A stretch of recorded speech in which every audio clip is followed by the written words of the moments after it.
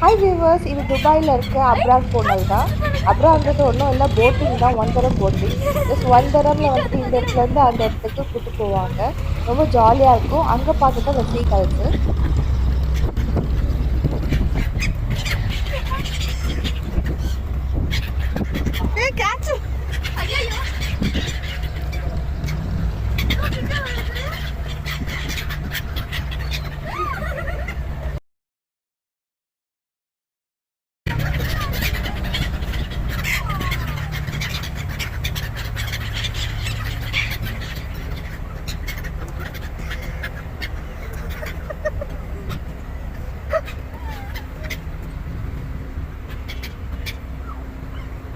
நான் first time seagulls பார்க்குறேன். அதுக்கு பயன்றதே இல்லை.